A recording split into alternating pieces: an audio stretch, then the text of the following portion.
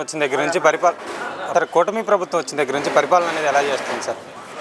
ఏం పరిపాలన? ఈరోజు ప్రతి పేదవాడు జగన్మోహన్ రెడ్డి ఉండగా సంతోషంగా పిల్లలే కానీ ఆ యొక్క తల్లిదండ్రులు కానీ సంతోషంగా ఉండేవాళ్ళు.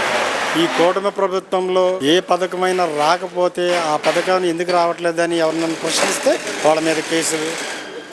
అదేవిధంగా రాష్ట్రంలో అన్ని చోట్ల కూడా ఆ పార్టీ అని ఈ పార్టీ అని కాదు, ఎవరైనా పథకాలు రావట్లేదు, పరిపాలన సరిగ్గా లేదు, ఏ పథకం కూడా ఇప్పుడు సూపర్ 6 అన్నారు, దాంట్లో ఒక పథకం కూడా ఇంతవరకు జనాలకు చేరువవ్వలేదు. అంటే గత 5 సంవత్సరాలు జగన్మోహన్ రెడ్డి గారు రాక్షస పరిపాలన చేశారని లోకేష్ గారు చెప్తున్నారు కదా. జగన్మోహన్ రెడ్డి గారు రాక్షస పాలన కాదండి. జగన్మోహన్ రెడ్డి గారు ఆ 5 సంవత్సరాల పరిపాలనలో ప్రతి పేదవాడు కూడా మంచి చిరునవ్వుతో అన్ని రకాలుగా చిరు వ్యాపారస్తులే కానీ, వ్యవసాయ రంగంలో కానీ, అదేవిధంగా పిల్లల చదువుల్లో కానీ అన్ని రంగాల్లో కూడా సంక్షేమ పథకాలు కూడా పేదలను ముఖ్యంగా చూసినటువంటి ఘనుడు వైఎస్ జగన్మోహన్ రెడ్డి గారు.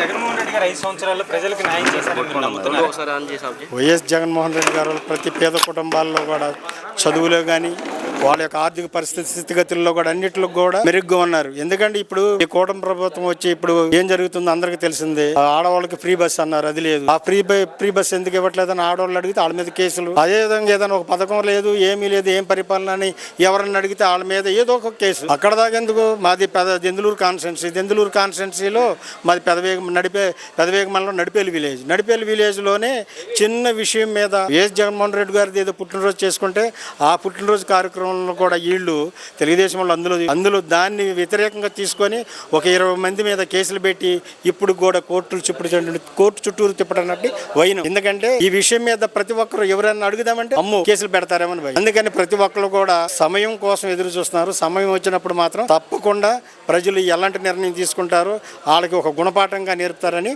మేము తెలియజేస్తున్నాను. వచ్చిన ఈ 10 నెలల్లో కూటమి ప్రభుత్వానికి ఏమైనా ఐటీ కంపెనీలు కానీ ఏమైనా డెవలప్మెంట్ కానీ చూసారా? ఏమీ లేవండి. వాళ్ళు చెప్తున్నారు అక్కడికి వెళ్ళామని చెప్తున్నారు, కంపెనీలు వచ్చినాయని అన్నారు. అక్కడ ఏంటి తెలంగాణ ముఖ్యమంత్రి గారు కనీసం ఎన్నో తెచ్చుకున్నారని వాళ్ళు వెల్లడించుకొని వాళ్ళ రాష్ట్రాన్ని వాళ్ళు అభివృద్ధి చేసుకుంటుంటే ఇక్కడ మన విద్యాశాఖ మినిస్టర్ గారు లోకేష్ గారు వెళ్ళారు, అదేవిధంగా చంద్రబాబు నాయుడు గారు సీఎం గారు కూడా వెళ్ళారు.